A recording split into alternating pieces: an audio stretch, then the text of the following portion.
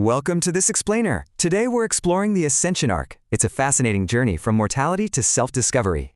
We all face one massive problem, right? Our physical existence is strictly limited. So how do we live forever?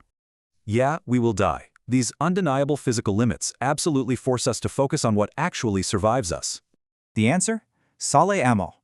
Righteous deeds receive a divine lifespan, totally outliving our temporary physical bodies. Think of these deeds as invisible infrastructure, kind of like underground pipes quietly sustaining the next generations.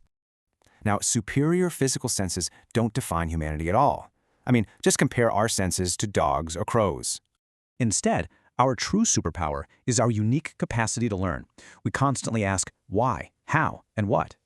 And get this, that miraculous capacity to learn and ask questions actually elevates humanity way above the angels. This highlights a subtle theological nuance. There's a huge difference between doing righteous actions and complete spiritual acceptance. Is a two-way street of divine love, beautifully reflecting the dual, reciprocal nature of God's name, El Vadud.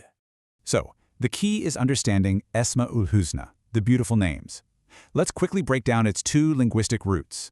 First is visum, a divine mark. Righteous deeds literally leave an invisible medal of honor on a person's face. The second root, sumu, means elevation. Learning these names lifts our consciousness way above mere physical matter. Just imagine these beautiful names as a divine rope ladder dropped directly from heaven to elevate human consciousness. These names act as a perfect bridge. They balance our need to understand with the reality of divine transcendence. See how this progression pushes our minds forward? We move from basic, surface-level knowledge to true, deep understanding. Because studying the Creator's attributes doesn't just teach us about God, it unlocks our own core identity. The ultimate climax of this spiritual ascent is ancient wisdom. Truly knowing the divine means truly knowing yourself. So since your lifespan is strictly limited, what lasting legacy will you leave, and how high will you climb?